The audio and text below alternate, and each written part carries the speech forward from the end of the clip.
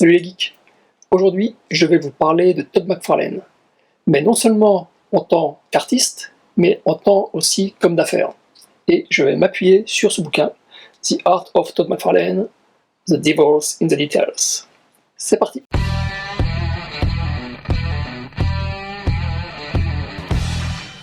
Avant de commencer à vous parler de ce bouquin, un petit peu d'histoire. J'ai découvert Todd McFarlane, comme je pense la plupart des jeunes dans les années 80, avec les Strange et avec ce qu'il faisait pour Marvel, c'est-à-dire à l'époque, il avait repris The Amazing Spider-Man, puis un peu de Hulk. Et innocemment, j'ai donc cru qu'il avait commencé sa carrière chez Marvel. J'ai découvert son travail dans Hulk, c'était grâce à un bouquin offert par souscription, par Oxemic. Et puis ensuite, donc, il est parti chez Image. Et il a fait Spawn, bien évidemment. Grâce à ce livre, qui en fait retrace donc toute sa carrière artistique, j'ai découvert avec surprise qu'il avait commencé en fait chez DC, où il a travaillé sur Infinity Inc., une série B, avant justement de partir donc chez Marvel et puis de travailler sur Amazing Spider-Man. Et avant de continuer, encore un peu plus d'histoire, je vais vous parler de Jim Shooter. Alors Jim Shooter, c'est quand même un personnage, je ne vais pas vous faire toute sa vie, mais pour vous situer les grands points du personnage, il a commencé à travailler à l'âge de 12 ans, en tant que scénariste professionnel pour DC. L'anecdote veut que Jim Shooter, accompagné de sa maman, est venu à New York, a signé le contrat, tout ça. Il a travaillé pendant plusieurs années pour DC en écrivant des scripts. Et non seulement il écrivait des scripts, mais la particularité de Jim Shooter, c'est qu'il accompagnait ses scripts avec un espèce de mini storyboard. Donc, il le dit lui-même, il n'avait aucune prétention à être un artiste, mais il pensait que c'était mieux pour les dessinateurs, en fait, d'avoir une représentation graphique de ce que lui, Jim Shooter, voulait qu'il dessine. Donc ça leur faisait gagner du temps, ils étaient très contents de ce procédé.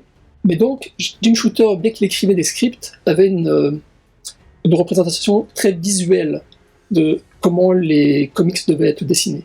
Il a fait ça pendant quelques années. Et il a arrêté en fait de travailler pour DC parce qu'il ne pouvait pas à la fois étudier et puis travailler pour eux. Mais bon, il est revenu plus tard, il y a eu toute une histoire. Et donc il est arrivé chez Marvel dans les années 70. À ce moment-là, Marvel avait changé de distributeur. Avant, il se faisait distribuer par DC. Et DC les obligeait à ne publier que 8 magazines, 8 fascicules, 8 comics par mois. Une fois qu'ils se sont débarrassés de DC, ça a été la porte ouverte. Ils ont fait 30-40 mensuels. Sauf que, très rapidement, ils ont perdu pied. Ils n'arrivaient plus à suivre les délais. Il y a d'innombrables comics qui, au lieu de publier la suite du mois précédent, publiaient une réimpression. Parce que la suite n'avait pas été terminée par le scénariste, ou par le dessinateur, ou par l'encreur, etc. Et donc, quand Jim Shooter est arrivé en tant que rédacteur en chef, son premier travail, son principal travail pendant, je crois, 1 an ou 2 ans, ça a été de tout remettre d'aplomb. Donc, il était super carré, il a viré quelques personnes, il a tapé du poing, tapé du pied, il a fait graisser beaucoup de dents, mais après, je crois, 2 ans de présence, eh bien, tous les comics qui sortaient mensuellement sortaient tous les mois. C'est ce qui le rend le plus fier de son travail chez Marvel, à cette époque-là. L'autre travail, c'est que il était quand même toujours scénariste. En tant que rédacteur en chef, quand son emploi du temps lui permettait, il écrivait de temps en temps des histoires. Mais aussi, surtout, il chapeautait la façon dont les dessinateurs racontaient visuellement leurs histoires. Là aussi, ça fait grasser beaucoup de dents. Et parce qu'il a commencé lui-même à travailler quand il avait 12 ans, donc dans les années 60, il avait, à cette époque-là, il lisait des comics qui dataient, eux, des années 50, graphiquement, visuellement. Et donc il avait une façon de voir les histoires qui était très rigide. Ce qui convenait parfaitement chez DC, nettement moins chez Marvel. Chez DC, n'oubliez pas, les scénaristes proposaient un script qui était ensuite illustré par le dessinateur. Chez Marvel, c'est l'inverse. Le dessinateur racontait visuellement une histoire qui ensuite était scriptée. C'est complètement l'inverse. C'est ce qui a permis en fait à Stan Lee pendant des années de balancer 15-20 histoires par mois. Il allait voir Jack Kirby ou Steve Ditko, il leur disait bon écoute, ce mois-ci on va faire les 4 Fantastiques qui partent dans l'espace et puis qui rencontrent Annihilus, ça sera pour les 4 4 Captain America, bon il va se battre avec le Crâne Rouge, ça fait longtemps qu'on l'a pas vu celui-là. Et puis il y aura des problèmes de relation avec Bucky. Et puis Thor, il a des problèmes avec sa copine terrestre et sa copine asgardienne. Et puis il y aura le retour de l'homme absorbant. Et puis voilà, c'était tout ce qu'il faisait. Et c'était à la charge du dessinateur, des dessinateurs, de raconter visuellement l'histoire, qui récupérait les pages, et après il se mettait à raconter. Il mettait les bulles, les dialogues, tout ça. Bon, faut aussi un talent énorme pour faire ce genre de choses, pour pouvoir raconter une histoire uniquement basée sur des dessins. N'empêche que l'histoire était visuellement racontée avant d'être scénarisée. Et donc Jim Shooter, lui, est venu avec sa façon de travailler de chez DC, lui c'est l'inverse, et il a imposé des règles. À partir de maintenant, Marvel va faire comme ceci et pas comme cela. Tout ça pour dire que lorsque Todd McFarlane est arrivé, Jim Shooter était toujours là, et lorsque McFarlane a commencé à travailler sur Amazing Spider-Man, il a dû donc se conformer aux diktats du grand chef. Ce qui lui convenait relativement bien parce que McFarlane venait de chez DC. Cependant, McFarlane a pris de l'assurance visuellement dans sa façon de raconter des histoires.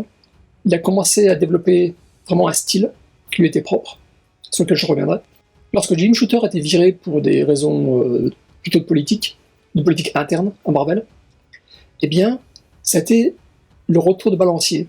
C'est-à-dire que Jim Shooter, pendant près de 10 ans, a enfermé les dessinateurs et les artistes de Marvel dans une espèce de boîte, en leur disant « cette boîte, c'est toutes les règles que j'ai créées, et vous êtes obligés de suivre ces règles ». Et à partir du moment où il est parti, enfin, il a été viré, ça a été une explosion de créativité, c'était une explosion de liberté pour les artistes. Ce qui me fait dire, en fait, que Todd McFarlane, tel qu'on le connaît maintenant, tel qu'on le connaît dans Spawn, il n'aurait pas pu exister si Jim Shooter avait toujours été employé chez Marvel. Et ça se voit surtout, à mon sens, dans ses Spider-Man. Parce qu'après Amazing Spider-Man, Todd McFarlane a eu la possibilité de créer son propre magazine, et dans lequel on retrouve en fait tous les maniérismes, tous les tics visuels qu'il va développer encore plus après dans Spawn. Mais ces tics, ces façons de faire des cases très, très allongées, avec des super gros plans sur un œil, sur un visage. Visuellement, la narration, elle en prend un coup. S'il n'y avait pas les bulles qui expliquent plus ou moins bien qui dit quoi, il est impossible de s'y retrouver. Tout ça me fait dire que Jim Shooter aurait fait les bons dans sa tombe s'il était mort à l'époque, voire maintenant, s'il avait été toujours donc, le rédacteur en chef de Marvel. C'est quelque chose qu'on retrouve dans la vie. Il y a toujours un mouvement de balancier. Quand quelque chose va à gauche, tôt ou tard, il va revenir à droite. Quand quelque chose va à droite, tôt ou tard, il va revenir à gauche. Et là, donc, pendant 10 ans, des années 70 à 80, ça a été un cocon restricteur. Les années 80 à 90, ça a été une explosion visuelle chez Marvel. Et Todd McFarlane a créé Spawn pour Image, mais il a également créé des statuettes. Il a créé des statuettes joueurs de baseball en premier, parce que McFarlane était un grand fan de baseball, et il voulait lui-même devenir joueur de baseball avant que le virus du comics ne le morde quand il avait 12-13 ans. Mais cette passion du baseball est toujours restée là.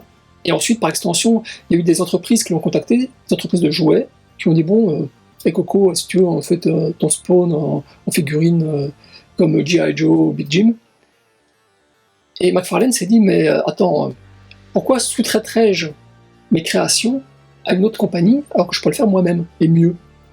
Et donc c'est comme ça, quoi. Il a commencé avec des figurines de baseball, et ensuite il s'est mis à faire des figurines de l'univers de Spawn, puis des figurines de licence, puis il s'est tourné vers les jeux vidéo, donc adaptation de Spawn en jeux vidéo, adaptation de Spawn en dessin animé, adaptation de Spawn en film, enfin si on peut appeler ça un film.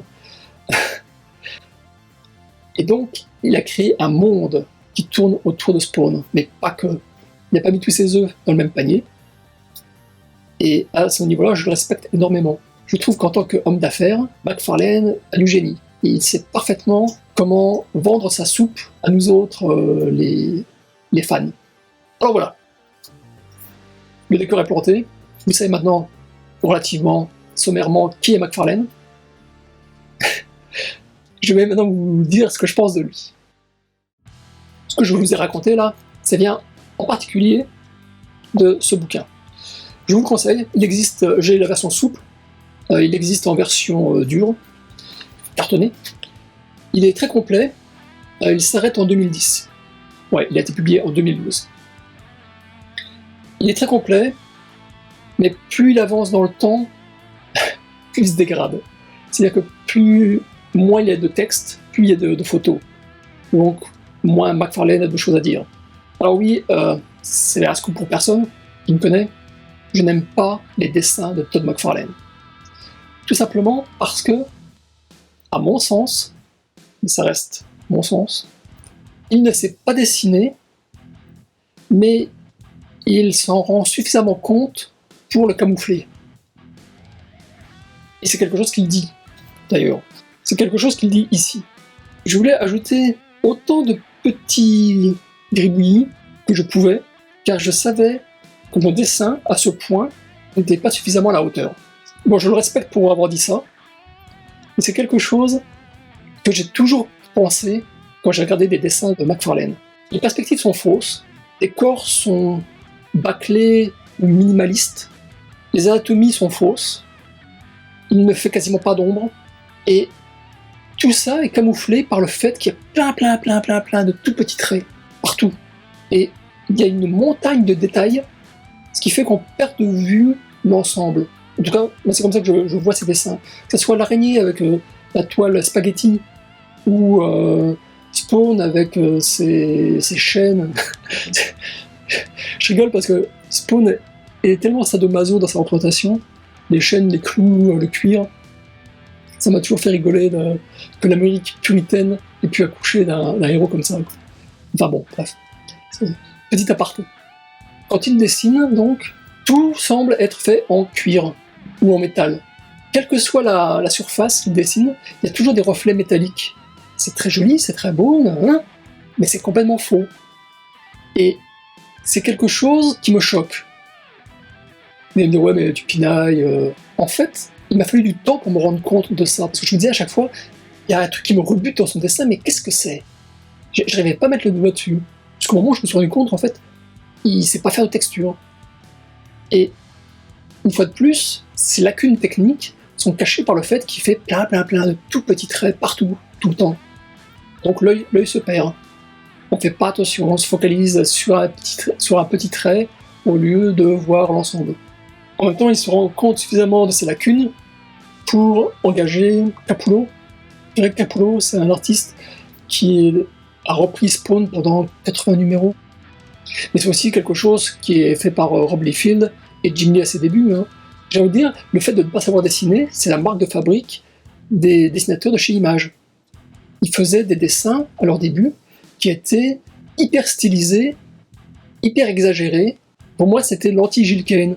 Comme je viens de le dire précédemment, c'est aussi une espèce de libération artistique par rapport à ce que leur a fait subir Jimmy Shooter. C'est toujours la faute de Jimmy Shooter, de toute façon. Les autres grands pontes de Image se sont rapidement rendus compte que vendre des comics uniquement basés sur les dessins, ça marche pas. Enfin, sur le court terme, ça marche, mais pas sur le long terme. Et donc, ils avaient embauché des scénaristes comme Alan Moore, ou Frank Miller, ou Dave Sims. Todd McFarlane a embauché Neil Gaiman, donc le grand Neil Gaiman, pour lui faire un épisode, pour lui scénariser un épisode. C'est dans cet épisode que Neil Gaiman a introduit les concepts du Spawn médiéval et puis le personnage de Angela. Todd McFarlane a refusé donc de lui laisser les droits de ce personnage, ce qui fait que Neil Gaiman l'a poursuivi en justice. Ça a pris quelques années, il me semble, mais finalement Neil Gaiman a gagné son procès contre Todd McFarlane.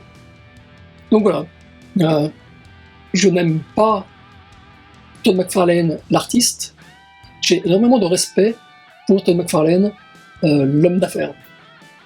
J'ai trouvé qu'il est la représentation du rêve américain. Il est parti de rien, et il a créé un empire. Et ça, c'est quelque chose que je découvre maintenant, parce que je vis en Amérique. Le rêve américain est tout le temps, ou très souvent, basé sur une arnaque. Et dans ce cas précis, l'arnaque, c'est que, en tout cas à mes yeux, il ne sait pas dessiner. J'ai lu, je crois, les 3 ou 4 premiers Spawn, et puis j'ai vite laissé tomber. Je les ai lus par curiosité pour voir un peu de quoi tout le monde parlait. Et bon, c'est pas du tout mon truc. J'ai beaucoup aimé par contre les versions animées. Ça aussi, je m'y suis mis parce que j'ai vu, je crois, le générique ou la bande-annonce, et ça m'avait rappelé en fait ce qui a été fait pour Batman. Pas aussi bien, parce que bon, l'animation de Batman fait très art déco et spéciale à Batman. Pour Spawn, il pouvait pas faire la même chose, évidemment, mais je trouvais que ça rendait vraiment très bien. Et bon, ensuite il y a le film. Par charité, je vais pas m'apesantir dessus. Déjà à l'époque, quand il est sorti, les effets visuels étaient vraiment tout pourris. Mais il paraît en fait que McFarlane veut diriger ou produire, ou les deux, un remake ou faire un nouveau Spawn au cinéma, et il me semble qu'il était lancé là-dessus au moment où le Covid a frappé. Mais bon, on verra s'il va faire quelque chose ou pas. Toujours est-il que ce bouquin, dont je vous ai très peu parlé en fait, eh bien, contient tout ce dont je viens de vous parler dans cette vidéo. Et si vous êtes un fan de McFarlane, si vous voulez en savoir plus sur ses débuts, il y a plein de dessins quand il était amateur.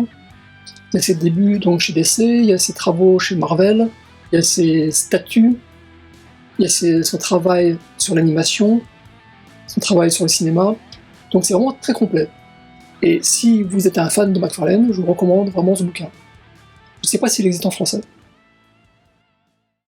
Alors, les vidéos qui fâchent. Est-ce que vous êtes un fan de McFarlane? Est-ce que vous aimez ses dessins? Est-ce que vous aimez sa façon de faire du business? Est-ce que vous n'aimez ni l'un ni l'autre? Est-ce que vous préférez l'un à l'autre? Dites-le moi dans les commentaires ci-dessous. Vous retrouvez-moi sur les réseaux sociaux, comme toujours, hein. Je suis là. Je suis sur Facebook, surtout. Sur Instagram, un peu. Sur Twitter, quasiment jamais. Mais j'ai un compte Twitter parce qu'il faut en avoir un. Pareil. Lâchez-moi un pouce bleu si vous aimez la vidéo, ou un pouce rouge. Je pense que cette vidéo aura beaucoup de pouces rouges. Et puis, bah écoutez, je vous dis à très bientôt. Portez-vous bien. Ciao, ciao.